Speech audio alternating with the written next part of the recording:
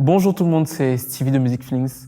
J'espère que vous allez bien et on se retrouve une fois encore au Ground Zero pour essayer de revenir, de faire une sorte d'analyse sur le conflit israélo-palestinien ou alors plutôt israélo-Hamas. Le soleil n'est pas levé à Gaza lorsque les combattants du Hamas lancent leur opération le samedi 7 octobre. La réponse d'Israël à l'attaque du 7 octobre est n'est devenue ni ciblée ni proportionnée. Depuis environ un mois, chaque fois qu'on se connecte, j'imagine, vous et moi sur les réseaux, on est confronté à des images d'enfants déchiquetés, de corps tuméfiés, tailladés, de familles en perdition. Une fois en Israël, les combattants du Hamas attaquent en simultané au moins 6 bases militaires de Tsahal et 7 zones résidentielles civiles. Et j'imagine que face à cet amas de violence et de terreur, on peut se sentir un peu impuissant ou alors totalement déboussolé par rapport à ces images. Il y a une forme de déshumanisation totale. We are human beings. My grandmother, like all Palestinians, just wants to live her life with freedom and human dignity we all deserve. Bombing falling over our heads. We want medicine, food and education. Bien sûr, tout ça a été relancé, remis en lumière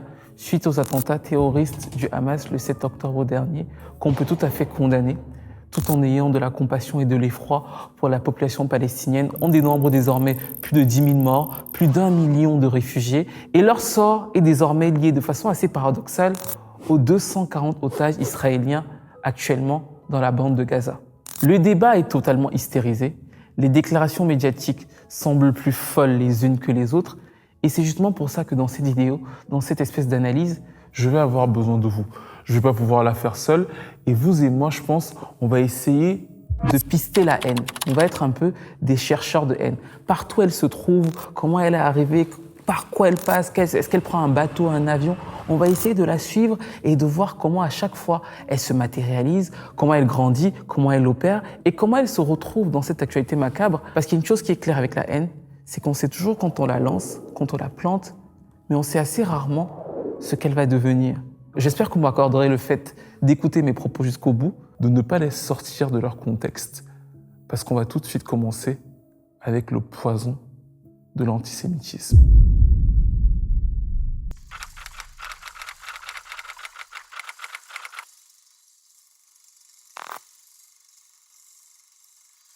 C'était pour que je me fonde dans la masse, exactement. Elle avait peur que ça recommence. Ça ne recommencera pas parce que ça ne pourra pas recommencer. Mais honnêtement, je n'ai rien à faire de ce qu'on va devenir les 2000 personnes à Gaza, qui, il ne faut pas l'oublier, les gens qui font la distinction, 2 millions, les gens qui font la distinction entre la population et le Hamas, je crois qu'ils ont oublié certaines choses, ils sont tous biberonnés à la même haine du juif. Il y a une foule immense ce jour-là. Il y a plein de gens qui crient, qui gueulent. Et là, sur l'estrade, on voit monter un homme. Un homme que le peuple d'Alexandrie, vu que nous sommes au 1er siècle avant Jésus-Christ, connaît plutôt bien. L'homme s'appelle Appion. C'est le bibliothécaire et le grammairien de la ville. Il est plutôt connu et on sait aussi qu'il a un peu ses obsessions parce que dans cette ville, empire romain, il y a plusieurs communautés qui vivent. Il y a une seule communauté qui ne croit qu'à un dieu. Cette communauté, c'est la communauté juive et chacun sait que c'est un peu l'obsession d'Appion.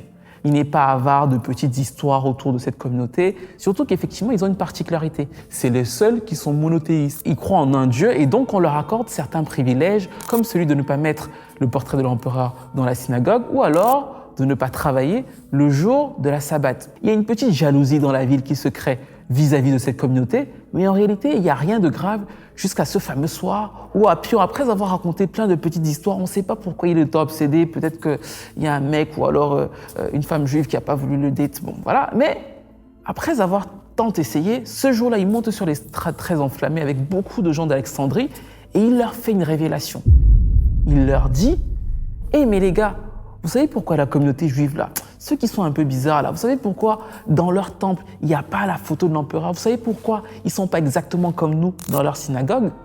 En fait, je vais vous donner la raison, c'est parce que dans le temple là, ils font des crimes rituels, ils sacrifient des enfants, des crimes meurtriers.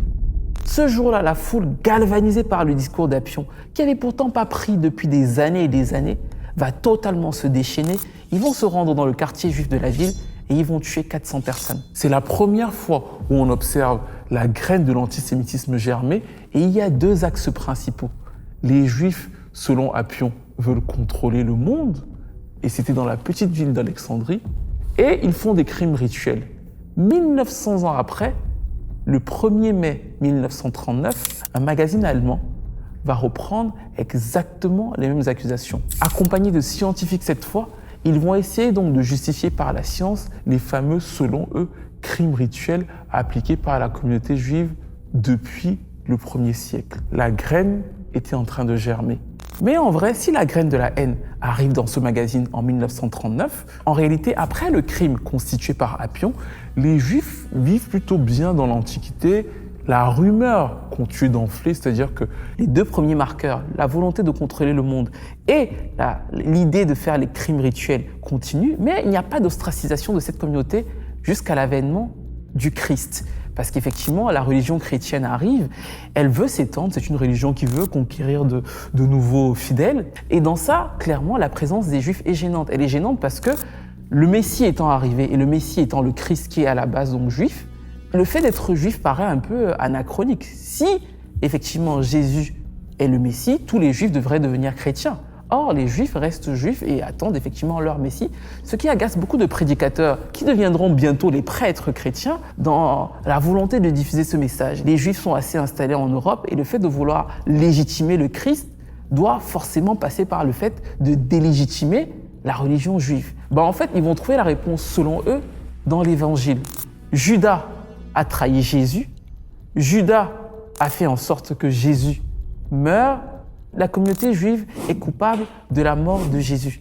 Et c'est ce qu'on va donc appeler le déicide, qui va donc venir s'allier aux deux premiers points de la haine anti-juive, à savoir le contrôle du monde, les meurtres rituels, et bien sûr le troisième point, qui va parcourir toute la première partie du premier millénaire et qui va devenir la principale cause de la persécution des Juifs, c'est la responsabilité de l'assassinat du Christ, qui encore une fois, de façon assez paradoxale, a germé et est très actuel. Parce que dans l'amas de communiqués qui se fait actuellement sur le conflit israélo-palestinien, on peut remarquer qu'à plusieurs reprises, les porte-paroles de la brigade Al-Qassam, qui sont donc la brigade de Daesh, émettent des messages allant dans ce sens. Je peux vous en lire par exemple un. À l'instar de leurs prédécesseurs qui ont tué jusqu'au prophète qui leur était envoyé, les sauvages poursuivent leur cruauté contre les civils parce qu'ils ne peuvent pas nous affronter. L'idée, encore une fois, peut paraître paradoxale, mais elle n'est pas nouvelle. Elle s'est totalement installée dans l'Europe du premier millénaire pendant que le christianisme continuait à s'étendre et surtout, elle a créé dans cette période-là la servitude et l'humiliation du peuple juif. À savoir que comme c'était le peuple qui avait effectivement tué le Christ, ils étaient dans les principaux pays européens inférieurs, traités de façon dégradante et surtout, ils n'avaient pas accès, et ça, c'est très important, à certains postes de la société. Ils ne pouvaient pas être fonctionnaires, avocats. Les statuts nobles de la société leur étaient interdits parce qu'ils étaient ceux qui avaient persécuté le Christ. Et les seules tâches qu'ils pouvaient faire étaient justement ceux qu'on n'attribuait pas aux chrétiens, à savoir le rapport à l'argent. Et à l'époque, le christianisme, ce qui est d'ailleurs toujours le cas, a une idée un peu maléfique de l'argent. Les gens qui sont trop intéressés à l'argent, les prêtres sont plutôt riches, mais ils défendent quand même à la population d'être autant liés à la valeur monétaire. Ceux qui le sont parfois vus effectivement comme des êtres vicieux et diaboliques. Paradoxalement, comme les Juifs n'ont pas accès à certains postes élevés de la société du fait du déicide, c'est à eux qu'on confie effectivement la tâche un peu malpropre de gérer l'argent. Et c'est donc comme ça qu'ils vont devenir dans plusieurs pays européens les fameux prêteurs d'argent et en même temps récepteurs d'impôts. C'est bien parce que c'est des tâches qui arrangent la société et qui permettent aux maîtres de ne pas avoir les chrétiens qui gèrent l'argent et donc de continuer à maintenir cette idée de dire que l'argent c'est un peu mal, mais de l'autre côté, c'est très exposant pour la population juive parce que d'un coup la population se dit mais en fait, eux, ils sont démoniaques. The early Christian church portrayed Jews as unwilling to accept the word of God. Illuminations showed Satan binding the eyes of the Jews. Some church leaders intensified the charge, condemning Jews as agents of the devil and murderers of God. Et du coup, pour nous qui sommes des chasseurs de haine, ça en rajoute au mythe de notre graine, à savoir que le contrôle du monde, les meurtres rituels, le déicide et à la fois maintenant l'argent.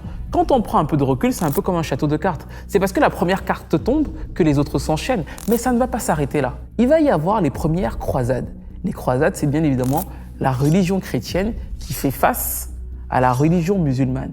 les deux s'affrontent, l'Église, les différents royaumes chrétiens occidentaux envoient beaucoup de leurs fidèles se battre et ils autorisent, pour la première fois dans l'histoire, à tuer les pèlerins, les sujets qui sont chrétiens, voilà quand même.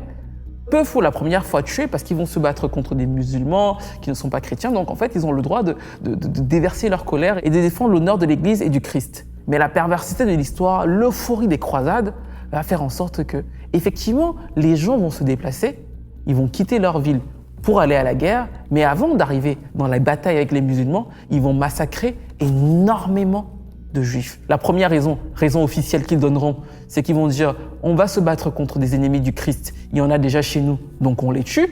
Mais l'autre raison était une raison monétaire, c'est-à-dire que beaucoup d'entre eux allaient tuer les prêteurs sur gage, les gars qui avaient l'argent et qui, quelque part, incarnaient donc, et ça c'est super important, le mal. Le combat du bien contre le mal est la constitution du mal. Les Juifs vont être persécutés pendant quasiment 2 millénaires sur les premiers axiomes de la constitution du mal qu'on vient de voir. Et ce, principalement, donc sous le joug de la chrétienté. Parce qu'encore une fois, la religion chrétienne qui veut s'étendre a très peur et a surtout besoin très souvent de définir sa population contre un ennemi commun. Historically, Jews were excluded from many professions in Europe. And among the jobs they were allowed to do was traditionally dealing with coins or exchanging money. C'est pour ça d'ailleurs qu'au milieu du XIVe siècle, ils se rendent compte dans plusieurs royaumes que les Juifs sont de moins en moins stigmatisés. Ils ont réussi à passer pour des citoyens plus ou moins normaux. Et là encore, ils vont décider de sévir et de ramener à l'imagerie le fameux crime du déicide. C'est pour ça que dans plusieurs représentations chrétiennes de l'époque, on voit effectivement le juif au nez crochu, souvent méchant, souvent avec son petit chapeau, souvent avec un signe distinctif. Vous regardez plusieurs tableaux chrétiens de l'époque, vous allez voir qu'ils ont des signes distinctifs, des signes qui vont leur être imposés par plusieurs royaumes européens. En Angleterre, par exemple, quand on était juif au début du Moyen-Âge, on devait avoir un vêtement avec 2 croix blanches. Dans d'autres pays, on devait porter un rond jaune qui, pour beaucoup à l'époque, était la couleur du diable. Et dans d'autres pays encore, on devait avoir un chapeau avec une sorte de pic qui nous rappelle d'ailleurs encore aujourd'hui les fameux chapeaux de sorcière. Là, vous vous rendez compte que c'est un peuple qui a donc dans son parcours occidental énormément souffert. Ils sont harcelés, pourchassés, gardent cette imagerie toujours du diable. Chaque fois qu'il se passe quelque chose de mal, c'est à cause d'eux. Leur représentation dans l'imagerie moderne est souvent vue comme étant des gens méchants. C'est-à-dire que la graine de la haine a infusé quasiment toute leur vie occidentale et ça ne va pas s'arrêter. Même en France, lors de la Déclaration des droits de l'homme, il y a un débat qui s'oppose après avoir fait la Déclaration des droits de l'homme sur le fait de savoir si on va intégrer les Juifs. Parce que pour beaucoup de Français, c'est quand même le sang impur, c'est quand même les gens qui ont tué le Christ. Donc est-ce qu'on peut les mettre au même niveau que tous les autres êtres humains de la société? Et ce sont ces mêmes idées-là, ces mêmes clichés, cette même graine-là qui va aussi se répandre en Europe de l'Est, en Russie, et qui, lors du 19e siècle, va voir apparaître les fameux pogroms, à savoir qu'on va trucider les Juifs.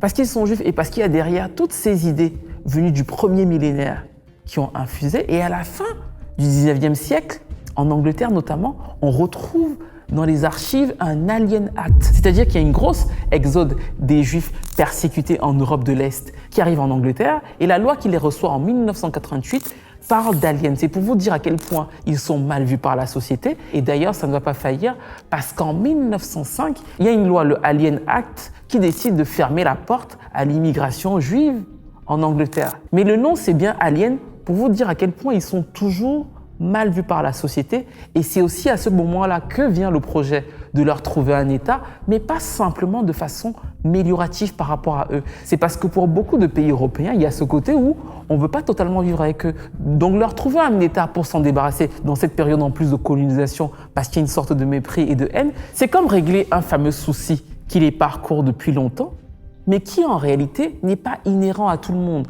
Parce qu'effectivement, dans ces mêmes années, il y a une autre religion qui commence à s'étendre, qui est donc la religion musulmane, qui arrive environ en 600 après Jésus-Christ. Ils commencent aussi à s'étendre et effectivement, ils ont plusieurs lois qui, un peu comme la religion chrétienne, donnent aux chrétiens et aux juifs des statuts un peu moins élevés dans la société parce que sinon, c'est difficile de convertir les autres.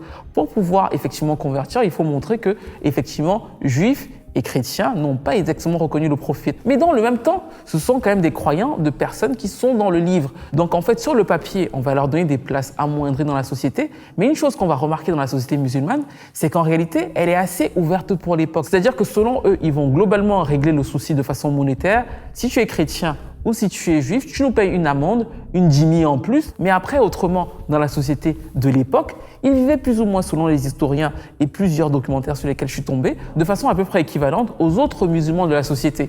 By the middle of the 8th century, 90% of the world's Jews were living under Muslim rule. In Islam, the Jews had a new adversary, but no generalizations can be made about Jewish life under Islamic rule. It was as varied as the rulers that reigned. Although Jews were allowed to practice their religion, they were always treated legally as second-class citizens, officially designated dhimmi status, and subject to strict rules. If the Jews kept their heads down and paid the heavy annual tax, they could generally live without fear of forced conversion, massacre, or expulsion. And while the system occasionally broke down, this relative freedom enabled a flourishing of Jewish thought and set the stage for some of Judaism's most influential scholars and philosophers. On dénombre des massacres au XIIe siècle, mais ils sont beaucoup moins nombreux que ceux portés sur la religion chrétienne et globalement, plusieurs juifs qui quittent souvent la persécution occidentale se réfugient dans des pays musulmans où effectivement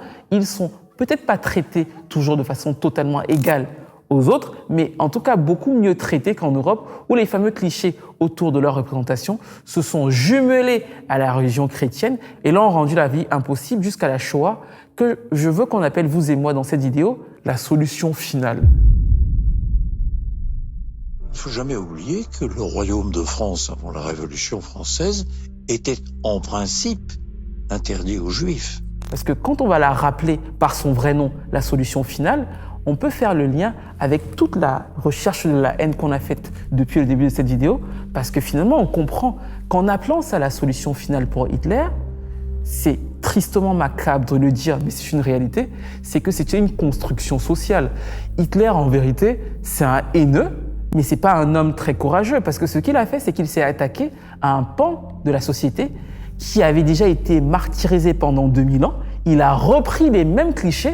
Quand on voit qu'au XIIe siècle, dans certains pays européens, en fait, les Juifs avaient un cœur jeune pour se déplacer, on se rend compte que finalement, Hitler, en ressortant les toits jeunes, ressort des concepts, y compris le concept d'arien qu'il n'a pas construit, qui existait déjà dans tout l'identitaire européen. Il en fait une sorte de bouillabaisse totalement macabre, mais c'est aussi parce que ce sont des Juifs et qu'ils ont été déjà tellement ostracisés qu'une grosse partie de la population est moins enclin à les défendre et qu'on va assister au massacre qu'on a connu. C'est-à-dire que la Shoah, ce n'est pas juste un fou furieux qui vient et qui dit à tout le monde « oui, voilà, les Juifs sont méchants ». C'est une construction sociale de la graine semée depuis Appion qui a duré 2000 ans, construite sur la base du christianisme, qui finit par exploser au moment où Hitler arrive et qui va donc en grande partie ouvrir les portes de deux autres corridors de haine. Parce qu'effectivement, là où, historiquement, encore une fois, ce n'est pas moi qui le dis, c'est plusieurs historiens sur lesquels je suis tombé, les Juifs et musulmans avaient vécu de façon moins violente que les Juifs et les chrétiens. Au moment où se passe la Shoah et au moment où la Ligue arabe, plusieurs États arabes se rendent compte qu'ils vont avoir le territoire de la Palestine, ils font un communiqué dès 1944 reconnaissant, selon leurs propres mots, l'horreur vécue par la communauté juive en Occident, mais estimant dans ce communiqué à l'époque que ce n'est pas à la population palestinienne d'en payer le prix. Plusieurs rabbins, d'ailleurs, à l'époque, n'étaient pas totalement d'accord avec l'idée de la Palestine au début. Ils avaient pensé à l'Ouganda, à des pays d'Amérique latine. Ce n'était pas totalement le choix le plus évident, mais dès qu'il va être décidé, il va y avoir une montée de tension entre les pays arabes et la communauté juive. Et en 1948, lorsque les Juifs vont totalement se déporter sur le territoire palestinien, il va y avoir la fameuse Nakba, l'exil forcé de milliers de Palestiniens. Une grosse communauté juive arrive, ils reprennent leurs terres, certains sont extrêmement violents. Et c'est justement ça que nous raconte le père de la mannequin J. Hadid dans son message où il a effectivement condamné les attentats du Hamas. Et il dit un peu plus haut, en racontant l'histoire de la Nakba, « C'est ainsi que nous sommes devenus réfugiés en Syrie et que nous avons perdu notre maison à Safed, au profit d'une famille juive que nous avions hébergée lorsqu'ils étaient venus de Pologne sur le bateau qui naviguait de pays en pays et que personne ne voulait les prendre. Ils ont été nos invités pendant 2 ans, jusqu'à ce qu'ils fassent de nous des réfugiés et nous expulsent de notre propre maison. C'est mon histoire. La chose étrange, c'est que moi et ma famille, nous recommencerions. Mais le jour de la Nakba, la graine de la haine semée par Appion, qui avait fait 1900 ans d'histoire et parcouru tout le christianisme, va se séparer en deux. Une partie d'entre elles va se retrouver chez une partie du peuple juif qui va s'estimer légitime sur la terre après tout ce qu'il avait subi et de façon extrêmement virulente, et l'autre va se retrouver chez une grosse partie de la population arabe. L'État israélien occupait 55% du territoire en 1948. Suite à de nombreuses guerres avec les pays arabes voulant reconquérir le territoire, elle les a gagnés et elle a étendu son territoire à désormais plus de 80% du territoire départagé à la base. Une avancée condamnée par plus de 50 résolutions de l'ONU et qui a fait entre autres de Gaza une prison à ciel ouvert. Les autorités israéliennes contrôlent jusqu'au nombre de calories nécessaires à la survie, autorisées à y entrer chaque jour, à savoir 2279 calories par jour. Et il y a une frustration qui est née du fait que toutes les personnes de la communauté juive peuvent rentrer en Israël, mais les 7 millions de réfugiés ou de descendants de réfugiés palestiniens ne peuvent pas retourner en Palestine. Une situation d'autant plus complexe que si on observe une radicalisation islamique de plusieurs membres du Hamas, de l'autre côté, plusieurs membres du gouvernement israélien revendiquent aussi désormais le territoire de droit biblique. Ils sont d'ailleurs à cet effet soutenus par une grosse partie de la population chrétienne protestante américaine qui pense effectivement que la terre de Judée appartient à la communauté juive, ce qu'on appelle d'ailleurs le sionisme chrétien.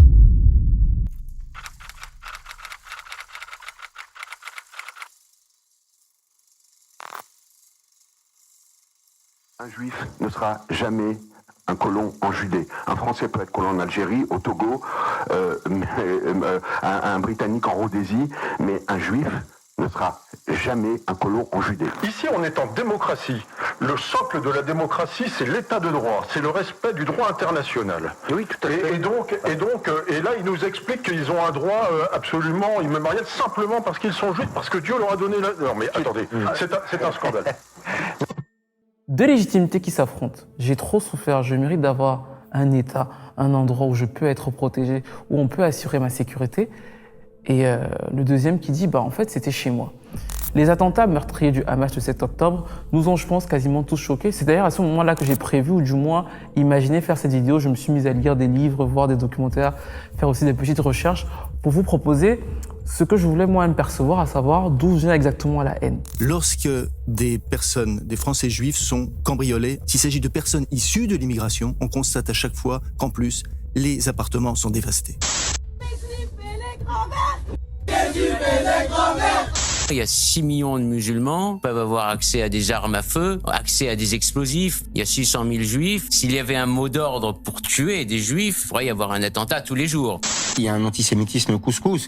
Nous combattons des animaux humains, nous agissons en conséquence. C'est ce qu'il a dit. La France est d'accord ? Et la première chose qu'on a vue quand ces attentats sont arrivés, c'est effectivement le traitement médiatique. C'est-à-dire qu'on a eu un traitement médiatique qui était d'ailleurs dans l'idée d'un peu, sans manquer de respect à qui que ce soit, film américain, à savoir l'axe du bien contre l'axe du mal. C'était d'ailleurs aussi les différentes déclarations de plusieurs politiques disant qu'effectivement nous nous battons contre le mal, et je ne remets pas ici en cause à toutes fins utiles que Daesh soit effectivement le mal et une organisation d'ailleurs par ailleurs terroriste. Mais le traitement un peu binaire des événements par les médias occidentaux, on l'a vu, ont laissé la place aux réseaux sociaux. Pire encore, on pu faire penser que les réseaux sociaux étaient un peu des lanceurs d'alerte. C'est-à-dire que autant d'un côté, sur les chaînes occidentales, on avait un message qui était plus ou moins le message du bien, autant de l'autre côté, sur les réseaux sociaux, on avait un autre message prépondérant qui est vu par ceux de la télé comme étant le message du mal.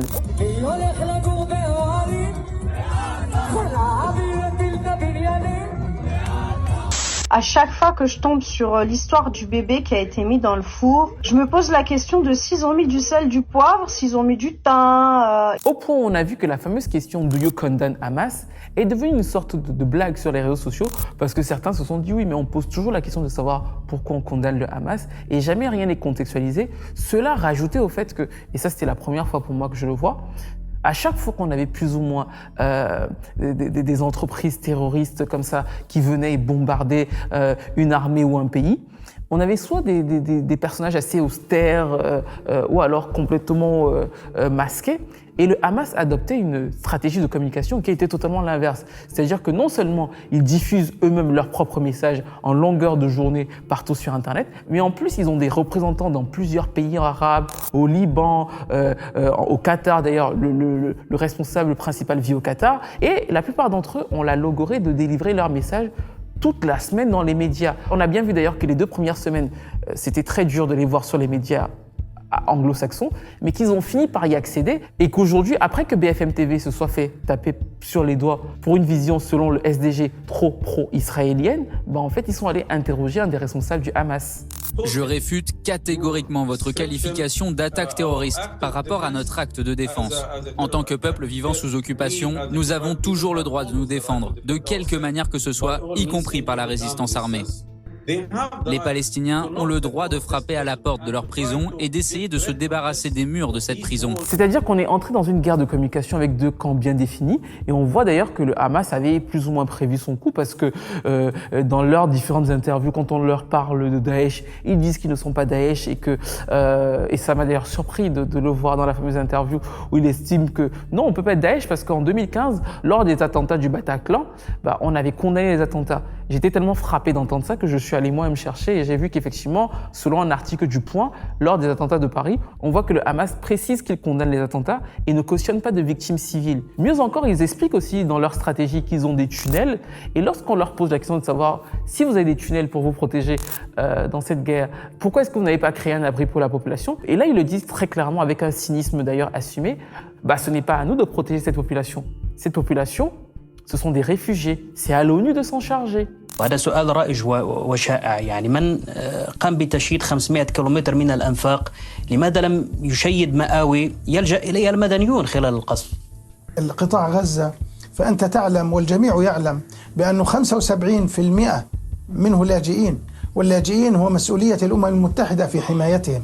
Le fait de l'entendre dire ça aurait déjà pu faire le démêlage entre le fait d'être pro-Palestine et le fait d'être pro-Hamas. Parce que le fait de voir le leader du Hamas s'exprimer et dire que finalement le sort des Palestiniens ne relève pas de son fait, mais relèverait plutôt du fait de l'ONU, montre que selon lui il y a une distorsion, même si en réalité il semble se sembler logique, parce qu'il sous-entend que, il le dit d'ailleurs, que la force occupante, Israël étant un territoire qui occupe un autre, en fait, l'ONU devrait se charger du sort des populations et ce n'est pas à lui de le faire parce que lui combat cette force occupante et en vérité, vu que ce qui nous intéresse principalement c'est le discours de haine, quand vous allez les entendre parler, ces différents responsables, ils reprennent à leur compte, exactement comme la brigade Al-Qassem, quasiment plusieurs clichés antisémites qui sont totalement ancrés dans l'imaginaire occidental. Ils y rajoutent maintenant la peine que vivent les Palestiniens par rapport à cette occupation, mais l'hystérisation générale a quelque peu confisqué le débat. On a vu le cas Benzema qui a fait un tweet pour la Palestine et auquel on a reproché justement de ne pas avoir fait un tweet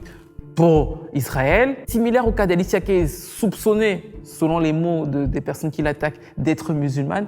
Elle a porté un manteau vert avec du rouge et du blanc. Le manteau a des couleurs qui semblent similaires à celles du drapeau de la Palestine. En plus, comme elle va dire derrière qu'elle voulait faire du parapente et que les criminels du Hamas ont fait du parapente pour pouvoir entrer en Israël, on va l'accuser de soutenir le Hamas. Who the hell wears Palestinian colors all over them and posts about wanting to paraglide within days of the Hamas terror attack using paragliders and says, oh gee, I didn't mean anything by it.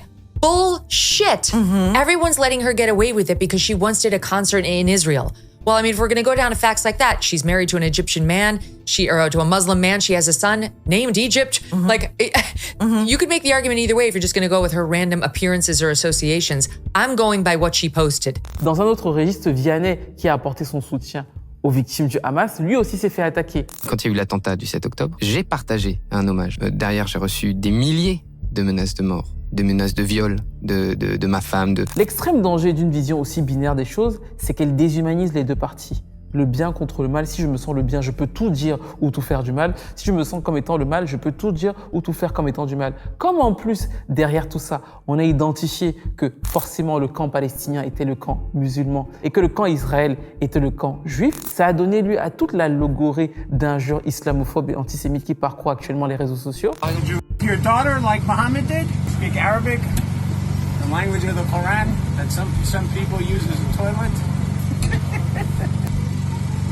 And smile for me. Of yourself for taking this. Shame. C'est la Shame. Shame. Shame. These are people who get kidnapped. These are people. Et justement, sur les plateaux télé, on a assisté à ces scènes très gênantes où très souvent, dès qu'il y avait un intervenant musulman, on attendait à chaque fois qu'il puisse dire la moindre chose qui pourrait ne pas aller dans le sens pour lui tomber dessus. Et on est allé, et c'est une des deuxièmes raisons qui m'a poussé à faire cette vidéo, jusqu'à criminaliser justement le Coran. C'est-à-dire que sur un plateau télé, je crois, face à Karim Zerebi, on lui a dit « Mais en fait, est-ce que le Coran ne serait pas en vérité totalement antisémite ?» Il y a un fort antisémitisme dans le Coran quand même, non? Oui ou non, il y a des connotations antisémites dans le Coran, dans les hadiths. Oui, connotation antisémite. Des phrases. L'antisémitisme est incompatible avec l'islam et le fait d'être musulman. Oui, je suis formel. Oui ou non? Ce moment est super intéressant parce qu'il m'a frappé. Et du coup, je suis allé faire des recherches pour essayer de comprendre. Et je suis tombé effectivement sur des articles qui expliquaient qu'effectivement, le Coran pouvait avoir des passages, mais que, en général, les passages où on dit du bien surpassent les passages où on dit du mal. Mais au-delà des articles sur lesquels je suis tombé, j'avais un problème, c'est que ça ne correspondait pas à une réalité historique. C'est-à-dire que quand on reprend l'histoire, et même quand on reprend les propos du Hamas, des brigades, tout ce qu'on a vu et qu'on a lu, la haine, les propos profondément antisémites tenus par la plupart de ces personnages viennent de la logorée profondément antisémite de l'Occident. C'est-à-dire qu'ils ne reprennent pas à leur compte de nouvelles inventions, en fait. Ils reprennent toujours le château de cartes qu'on a compris depuis Appian.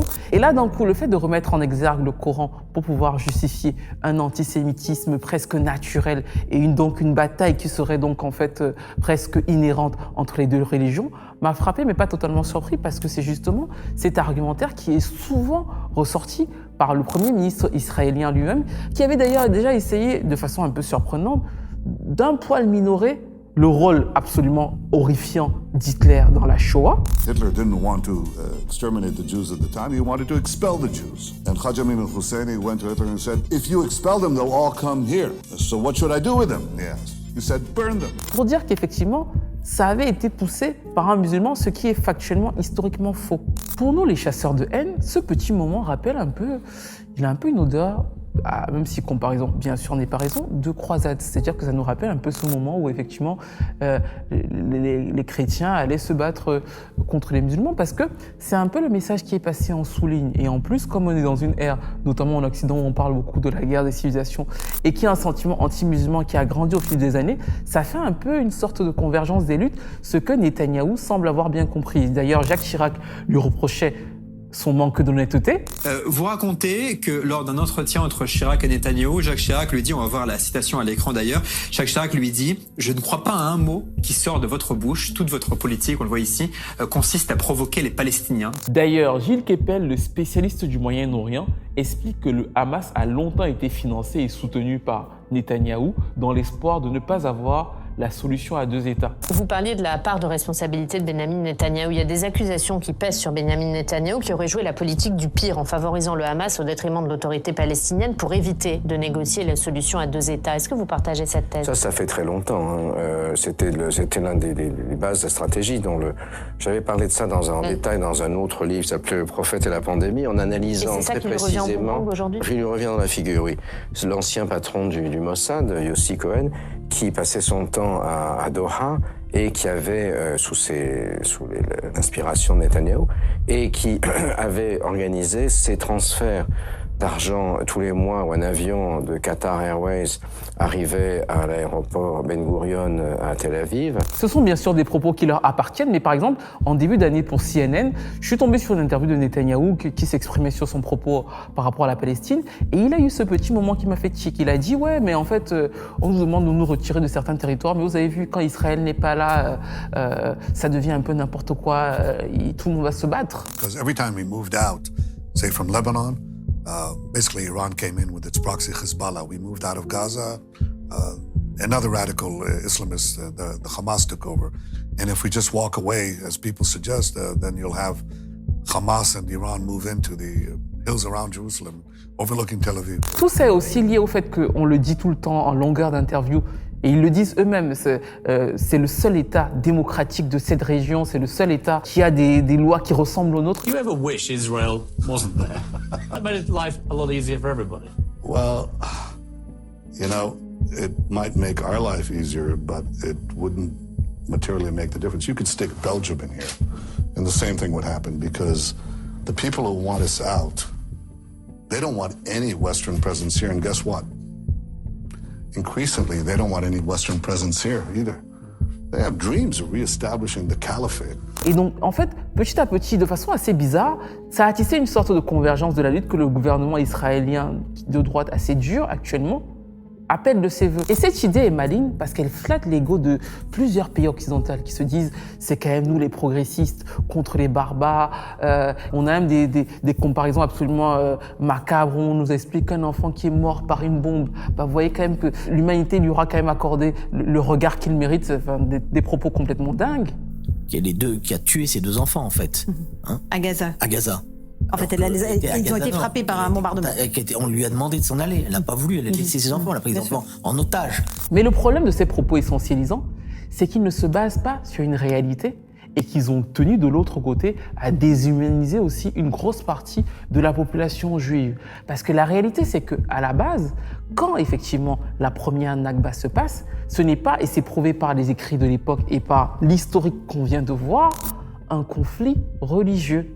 C'est un conflit territorial qui s'inscrit d'ailleurs dans toute la période coloniale parce qu'effectivement l'Angleterre, la France, l'Espagne et le Portugal sont de grands pays coloniaux et qu'à la base même la Palestine n'est pas le premier pays auquel on réfléchit. On pense à l'Ouganda, à l'Amérique latine, c'est vraiment dans cette idée de se dire on a un territoire quelque part, on veut plus trop traiter avec les Juifs parce que notre population est extrêmement raciste et xénophobe envers eux, donc on va leur donner un endroit où ils sauront et où on va un peu se débarrasser et continuer malgré tout à faire affaire avec. Et au début, l'OLP qui se bat contre ce qu'ils estiment être une colonisation n'est pas musulmane. Quand on voit là un signe au début, il y a une sorte de croix, ils se veulent à la base laïque et pourtant ils n'ont pas eu gain de cause à l'époque.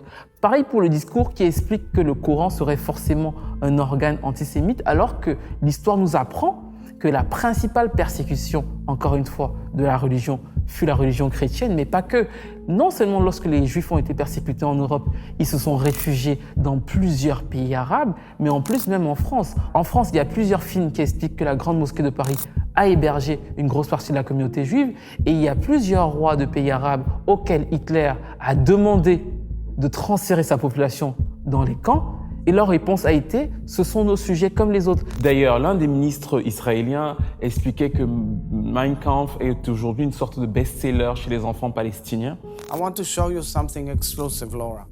So this is Adolf Hitler's book. Well, this book was found just a few days ago in northern Gaza in a children's living room. Et dans notre recherche de haine, c'est intéressant parce qu'encore une fois, c'est un brûlot qui a condenser toute la haine de l'Occident et qui est en train d'être refilée de l'autre côté, dans le monde arabe, sous le prisme malgré tout d'un conflit territorial. Ce qui veut dire que l'engrenage dans lequel tout le monde va et qui nous est présenté, parce qu'il fait lien avec les obsessions des autres et qui nous donne l'impression que nous sommes dans une bataille de civilisation, n'est pas réel sur les faits. Effectivement, au fil des années, une grande partie des Palestiniens va se convertir, mais le problème ne se pose pas parce que les Palestiniens sont musulmans. Il ne se pose même pas parce que les Palestiniens seraient extrémistes.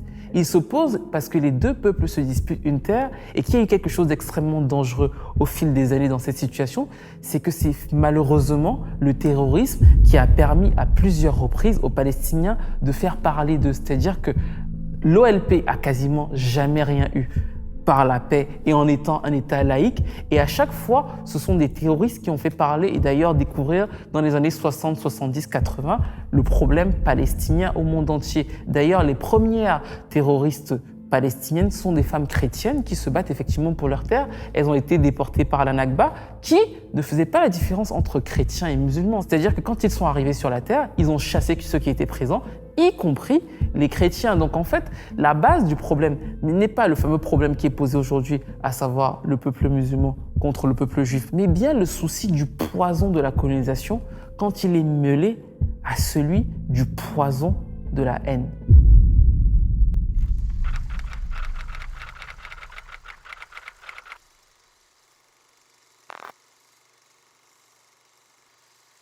Emmanuel Macron a qualifié la colonisation de crime contre l'humanité et de vraie barbarie. Raymond Aron disait « Les atrocités des deux côtés ne se compensent pas, elles s'additionnent ». Souvent en Occident, on peut avoir cette vision un peu erronée de ce qu'est la colonisation. C'est-à-dire qu'en plus, avec toutes les personnes dans les médias qui expliquent que la colonisation, ça... D'ailleurs, il y a une gêne quand on en parle, mais il y a toujours quelqu'un pour dire que oui, mais on a apporté des routes, on a apporté la modernité, et ce genre de choses, et pourquoi pas. Le seul souci, c'est que la plupart du temps, ce n'est pas sur ça que ça se joue. Ça se joue sur le fait qu'un peuple, et c'est écrit dans la Déclaration universelle des droits de l'homme, a le droit à l'autodétermination. Le souci qui se pose dans ce moment précis, c'est qu'on a tous de l'empathie aussi avec l'un des peuples les plus traumatisés de toute l'histoire de l'Occident. Les deux mélangés, ça crée ce cocktail totalement explosif qu'avaient déjà compris plusieurs des gros leaders des coloniaux, en fait. C'est-à-dire que Nelson Mandela fait quand même une déclaration en disant que l'Afrique du Sud ne sera jamais vraiment libre tant que la Palestine ne l'est pas. As far as Yasser Arafat is concerned, I explained to Mr. Sidney that we identify with the PLO. Yasser Arafat, Fidel Castro, support our struggle to the hilt. On voit que le Black Panther Party était totalement engagé aux côtés de la Palestine. Et quand on écoute les discours de Fidel Castro dans les années 70, il semble encore terriblement actuel. Pero no puedo recordar nada más parecido en nuestra historia contemporánea que el desalojo, persecución y genocidio que hoy realizan el imperialismo y el sionismo contra el pueblo palestino, despojados de sus tierras, expulsados de su propia patria. Et si vous voyez la carte des pays qui votent à l'ONU pour ou contre le conflit, pour ou contre le cessez-le-feu, vous voyez que la fracture se fait pas sur le fait que ce soit des pays musulmans ou non musulmans. D'ailleurs, la Colombie, le Brésil, l'Afrique du Sud, tous les pays qui sont très virulents avec la Palestine, les plus virulents d'ailleurs, ne sont pas les pays musulmans pour le moment. Hormis l'Iran, les pays qui ont les déclarations les plus dures sont majoritairement des pays du Sud qui ont connu la colonisation. All of us standing here, pledging our solidarity with the people of Palestine. Et on voit qu'il y a deux écoles. On voit que ceux qui sont durs parce qu'ils en peuvent plus, et ceux qui sont durs parce qu'ils comprennent aussi que ça ne met même pas Israël dans une situation de sécurité. Et c'est d'ailleurs les propos de Jacques Attali qui estime que le Premier ministre actuel a plongé le pays dans une situation horrible. Je pense que Netanyahou est un des pires ennemis de la survie de l'État d'Israël. Je pense qu'il devrait être en prison. Je pense que personne n'a nui à Israël autant que lui. Parce que certes, c'est une démocratie, mais dans une situation de tension extrême pareille, on voit quand même qu'ils ont des lois super dures, un gouvernement d'extrême droite où il y a un ministre qui est toujours en fonction, qui n'a pas démissionné, il est en fonction, qui a annoncé qu'il serait prêt à lancer une bombe nucléaire sur Gaza. On se rend aussi compte qu'en Cisjordanie, qui n'est pas Gaza, c'est de l'autre côté, on dénombre depuis le début de l'année plus de 130 Palestiniens morts. Plusieurs experts parlent d'ailleurs de nettoyage ethnique ou alors de ratonnage, c'est-à-dire qu'on effraie les populations dans le but de les faire fuir et de reprendre leurs terres. Uniquement contrôlés par Israël. Et des colons qui s'installent partout. Une violence, un racisme. Et là, pour le coup, là, je parle vraiment sérieusement, un apartheid qui est mis en place. On voit très bien d'ailleurs sur cette carte que la présence palestinienne a été grignotée au fil du temps par des implantations israéliennes. Je veux dire que la cocotte minute en Israël, c'est la Cisjordanie. On a aussi des rapports qui ont prouvé qu'ils ont pratiqué ce qu'ils ont appelé la stérilisation pour les femmes éthiopiennes parce que les Éthiopiens ont toujours eu historiquement une forte communauté juive. L'État d'Israël recevant toutes les personnes juives a dû recevoir à partir de 1975 reconnaître qu'effectivement les Éthiopiens étant des juifs avaient le droit de venir en Israël. Sauf que quand les femmes éthiopiennes sont venues, elles ont été stérilisées par le gouvernement. Ça a longtemps été débattu, nié, et ça a finalement été avoué. Ce qui nous montre bien que cette lecture du combat du bien contre le mal n'est pas aussi évidente, et encore moins cette lecture du juif contre le musulman. C'est comme si un combat avait été dessiné sur le mur et que tout le monde devait y aller, alors que on voit bien dans l'histoire et dans l'historique que la graine de ce combat ne vient pas de ces deux parties, elle est profondément occidentale. D'ailleurs, quand je suis tombé sur la vidéo qui a fait le buzz de la journaliste qui essayait d'expliquer comment un enfant qui meurt par la bombe, lui quand même, l'humanité lui a donné le respect qu'il mérite, on retrouvait là justement ce côté où l'Occident se dit mais en fait voilà, ces espèces de petits barbares, on va leur apprendre la démocratie. Autrement dit, une bombe qui explose et qui va détruire et qui va faire des dégâts collatéraux tuera sans doute des enfants. Mais ces enfants ne mourront pas en ayant l'impression qu'en face d'eux, l'humanité a trahi tout ce qu'ils étaient en droit d'attendre. Là, ce qui est horrible, c'est d'imaginer ces enfants qui avaient 8, 9, 10 ans, ces femmes, qui sont partis en emportant comme dernière image une image d'inhumanité, d'atrocité et de mépris de ceux qu'ils sont. Ah, la comparaison était totalement indécente et plusieurs journalistes qui ont connu le terrain de la guerre lui ont montré que la guerre, ce n'était pas ça, mais ça ressemblait plutôt à ça. Mais de l'autre côté, il faut qu'on se souvienne de deux choses. On n'apporte pas la démocratie aux gens en les bombardant. Ça n'a jamais fonctionné. Vous voyez tous les pays où ça s'est passé, l'inverse se produit toujours après parce que les civilisations ne supportent pas ça. Et pire encore, c'est pire pour ceux qui passent après parce qu'elles se construisent tellement en porte-à-faux avec les personnes qui les ont bombardées qu'elles préféreront aller ailleurs en se disant que les valeurs de ces personnes-là leur sont totalement différentes. On le voit aussi très bien au fait que cet argumentaire qui est ressorti pour la Palestine n'était pas le même pour les Ukrainiens, alors que les Ukrainiens étaient bombardés, ce qui était absolument horrible. Mais dès que les enfants palestiniens sont bombardés, on essaie de nous expliquer dans une espèce de mini-mélo incroyable que finalement, eux, c'est pas très grave qu'ils meurent par le bombardement, surtout que eux, vous ne pourriez pas vivre avec eux, ce sont des extrémistes. Okay, bah alors je récapitule. En 15 jours de bombardement de Gaza par les Israéliens, il y a eu l'équivalent de un an de ce que les Russes ont envoyé sur les villes ukrainiennes. Oui, à peu près. Merci de l'info, je l'ignorais. C'est incroyable. Et plus que pendant toute la guerre d'Afghanistan, je crois. Pareil, on a félicité les Ukrainiens qui sont restés pour se battre pour leur terre face aux Russes. Et bien évidemment, on condamne, et moi en tout cas je le fais, tout à fait le Hamas. Mais quand on voit la manière dont on traite les Palestiniens qui restent pour se battre, on dit tout de suite que ce sont tous des terroristes, alors que nous savons tous que ce n'est pas vrai. Si demain on bombarde Paris, parce que des terroristes parisiens ont par exemple bombardé la Belgique, État super puissant, imaginons ça. Et du coup, ils réagissent frontalement, ils bombardent Paris à donf, et donc nous sommes tous bombardés, on va fuir peut-être. Mais il y a des gens qui seront contre ces terroristes-là, qui vont rester, et qui seront grave énervés contre eux, mais qui vont se dire on va se battre pour notre terre. Donc venir dire après ce sont tous des terroristes, c'est leur nier leur humanité en fait, parce qu'on sait que dans de nombreux cas, beaucoup de gens auraient fait pareil, et qu'en Ukraine par exemple, on a félicité ceux qui se sont battus pour leur terre et qui étaient peut-être pas du tout d'accord avec la politique de Zelensky, mais qui se sont dit les Russes ne viennent pas chez nous, c'est chez nous, et en fait, c'est louable en fait pour les peuples. Le fait de ne pas voir ça en Palestine, c'est donner en réalité une sorte de grande force au Hamas qui ensuite va se servir de cette souffrance-là pour créer une sorte de pôle emploi totalement macabre. They targeted synagogues. They targeted everywhere, knowing the Israeli retaliation. They invite violence. They love violence. Hamas, without chaos, cannot survive. It's their climate. This is where they thrive. C'est un discours de double mesure, dilettant, inquiétant et dangereux. Parce qu'en fait, dans le contexte qu'on a déjà, avec toutes les cartes qui ont été faites, y compris par beaucoup d'acteurs français et d'autres, certaines déclarations, le combat se joue donc entre civilisations et entre nous contre les autres, moi contre les autres. Mais dès qu'ils y ont rajouté la valeur religieuse, ce qu'entend un petit garçon musulman quand il voit ça, c'est qu'on est en train de lui dire que la vie de l'autre vaut mieux que la sienne. Et ça renforce donc ce cercle de déshumanisation pour tout le monde, parce que le puissant n'a pas besoin que je le plaigne, et moi je dois me défendre par rapport aux barbares. You know, this is not about, being pro-Israeli or pro-Palestinian. This conflict did not begin on October 7th, although it has been being portrayed as that. You know, most networks are covering the story under the title of Israel at War.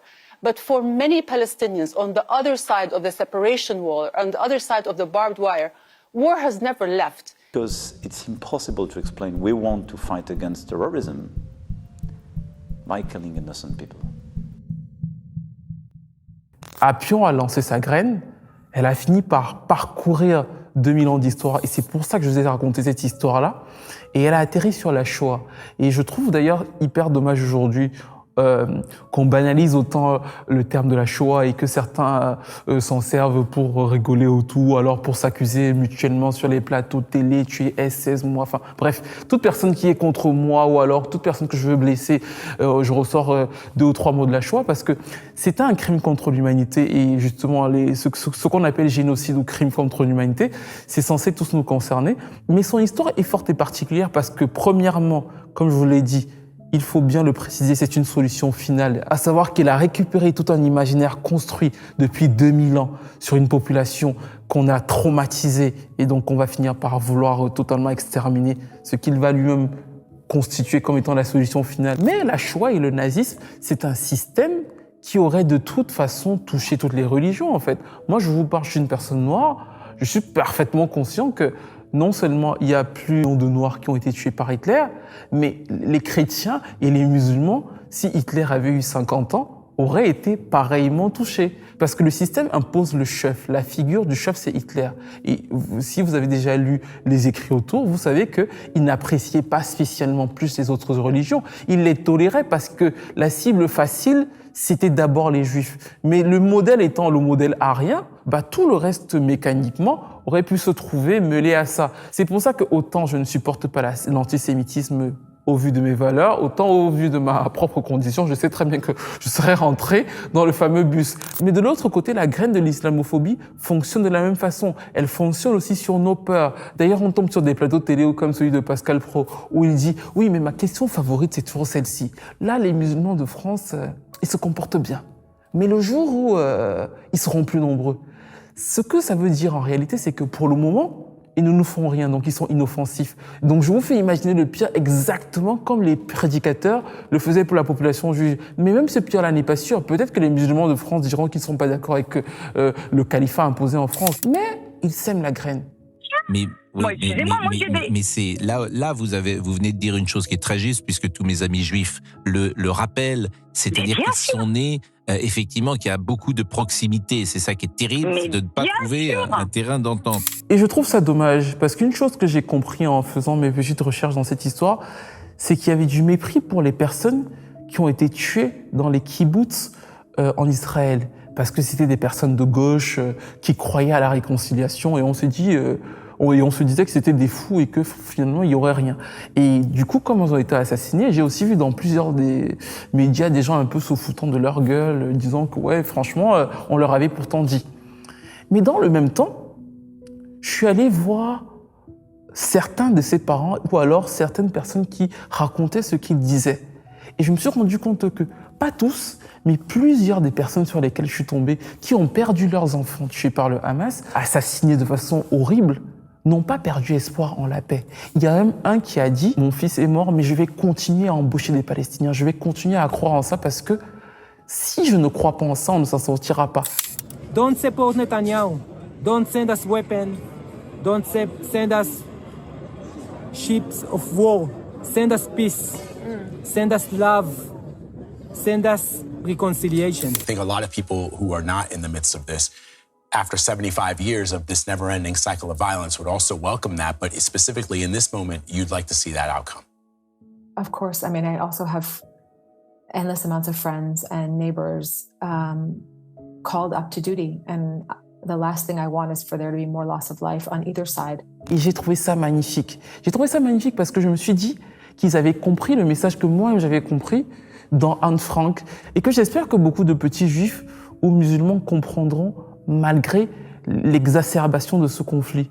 C'est-à-dire que vous n'êtes pas ennemis parce que vous êtes nés ou que vous croyez en quelque chose. Et surtout, le cycle de la haine n'est pas un cycle qui s'arrête. Et plusieurs d'entre eux qui ont perdu leurs enfants, leurs parents dans ces massacres, ont quand même dit qu'ils continueront à croire à leurs valeurs, continueront à croire à ce message de paix. Et je sais que ça peut vous paraître complètement fou, mais ça m'a réchauffé le cœur de les entendre dire ça. Pas parce que je méprise leur mort, pas parce que je pense qu'ils sont faibles, mais parce que je pense qu'ils sont non seulement les plus forts, mais que leurs messages sont essentiels dans cette période où tout est absolument noirci. Parce qu'en fait, on l'a vu dans cette vidéo, les discours de haine essentialisants fonctionnent comme des vases communicants. Et dans quelques années, peut-être dans 20, dans 30, dans 40 ans, tout ce qu'on entend aujourd'hui va infuser, ça va infuser, et peut-être que ce sera beaucoup plus dur d'expliquer que juifs et musulmans ne doivent pas se détester de façon inhérente. On aura peut-être beaucoup de mal à expliquer que ce n'est pas un musulman qui a dit à Hitler d'exterminer la population juive et ce genre de choses. C'est-à-dire que c'est en train d'infuser, et c'est pour ça que c'est essentiel de montrer l'autre réalité. C'est la chanson de Wallen. Vous savez que l'olivier est un arbre typique de la Palestine, et quand elle le raconte dans la chanson l'olivier, justement, elle parle au début de la dame qui fait le Shabbat. Et ensuite, on a le père qui va à l'appel à la prière. Et sur le fameux refrain, on dit « qui reprendra l'olivier ?» Et il y a ce jeu de mots entre cet arbre typique de la Palestine et le fait que l'olivier, ce soit l'arbre de la paix.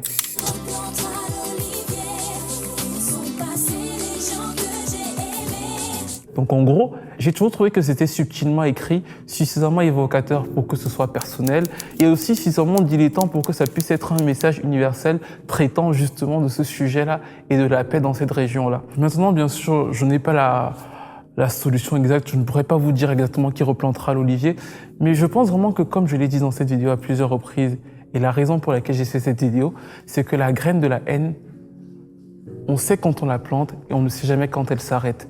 Et qu'aujourd'hui, avec tous les discours qui ne sont qu'essentialisants, racialisants de tous les côtés, on a l'impression que quand on a le discours le plus racialisant, on va gagner, ou le plus essentialisant, on va gagner, alors qu'en réalité, on peut clairement se retrouver à tout s'y perdre. Moi, je pense par exemple qu'on peut être, et je le suis totalement en solidarité avec le peuple palestinien, même si maintenant on veut nuancer en nous disant « oui, mais ils n'avaient pas véritablement un État ». Non, c'était malgré tout leur terre. En fait, l'idée de dire que comme ils n'avaient pas un État reconnu par l'Occident, ça ne leur appartenait pas, c'est encore une fois un discours qui est vu de l'extérieur. En Afrique, il y avait des tribus, mais ça ne veut pas dire que s'ils n'avaient pas d'État, ils n'existaient pas en fait. C'est encore le phénomène de Christophe Colomb. Christophe Colomb a découvert l'Amérique. Il y avait des Indiens en Amérique, donc du coup, Christophe Colomb n'a pas pu découvrir factuellement l'Amérique.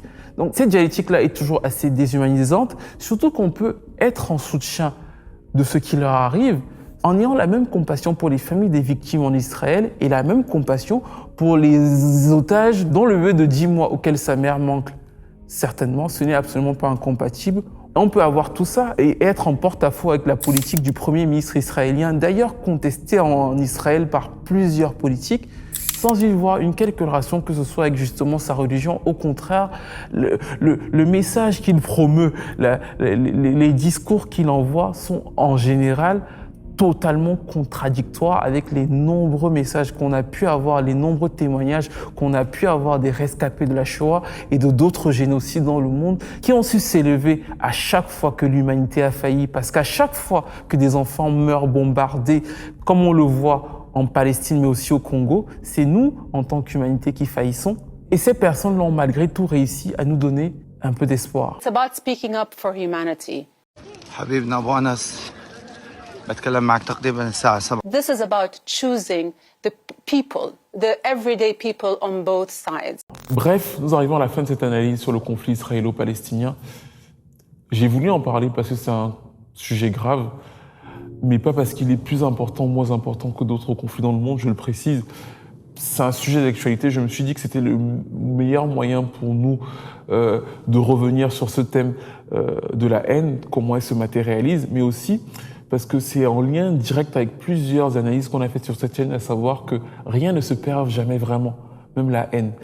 Et donc, je sais que je suis un goy ou un mécréant pour vous. Franchement, j'ai rien à gagner dans cette analyse, mais la chose que je veux vous dire, c'est que ça peut paraître gnangnan, mais je ne vous veux aucun mal. Et surtout dans cette période où tout est exacerbé, les déclarations sont plus folles les unes que les autres. Quand j'étais en prison, surtout les Palestiniens qui étaient en prison, aux prisons israéliennes, ont aussi demandé ma liberté. Alors je sens un lien très profond aux luttes palestiniennes. Ça peut être parfois utile de prendre du recul et de se dire de façon peut-être un peu bébête que ce qui nous rassemble est toujours plus fort que ce qui nous divise. Je vais finir cette vidéo justement avec une de mes chansons françaises préférées. C'est même, je crois, ma chanson française préférée, qui est une chanson de Jean-Jacques Goldman. Et justement, il a écrit ce titre qui s'appelle « Si j'étais né en 17 », à Leidenstadt. Et d'ailleurs, ne cherchez pas cette ville sur la carte, elle n'existe pas. C'est un groupe de mots qu'il a pris qui signifie en réalité la ville des souffrances. Et ce que je trouve génial dans cette chanson, c'est qu'en réalité, il va faire ce qu'on fait dans cette vidéo depuis quasiment 1 heure. Il va rechercher la haine, mais à sa façon. Premièrement, étant lui-même d'origine juive, il se pose la question de savoir ce qu'il aurait été s'il avait été un soldat allemand en 1917, bercé d'humiliation, de haine et d'ignorance, nourri de rêves de revanche. Aurais-je été meilleur ou pire que ces gens? Puis le titre avance et il donne la parole à Michael Jones, qui cette fois-ci campe dans le conflit nord-irlandais. D'ailleurs, l'Irlande est un des pays européens qui soutient le plus la Palestine et encore une fois, ce n'est pas innocent, il faut regarder leurs déclarations. Et là, Michael Jones se pose la question de savoir ce qu'il aurait été s'il avait été un des soldats impliqués dans ce conflit.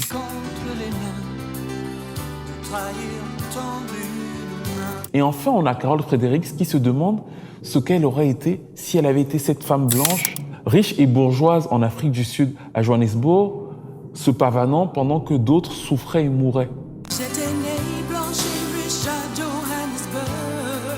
C'est-à-dire qu'il en revient finalement à la genèse même de cette vidéo. Il s'est posé la même question que nous. Comment les êtres humains en arrivent à autant se déshumaniser les uns face aux autres? Et je trouve justement qu'à la fin de la chanson, il a une fine ébauche de réponse.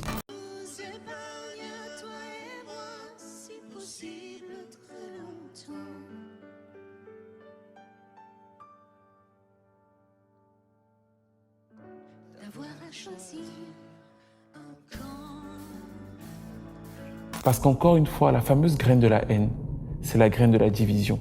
On sait toujours quand on la plante, mais on ne sait jamais quel arbre elle va devenir. Merci de m'avoir écouté. C'était Stevie de Music Feelings pour Ground Zero et à très vite pour une nouvelle vidéo.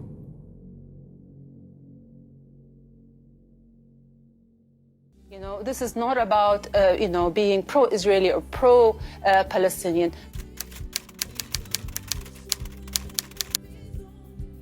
This is about choosing the people.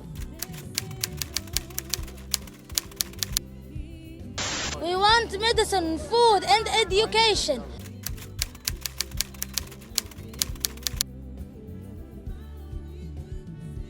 Send us peace. Send us love. Send us reconciliation.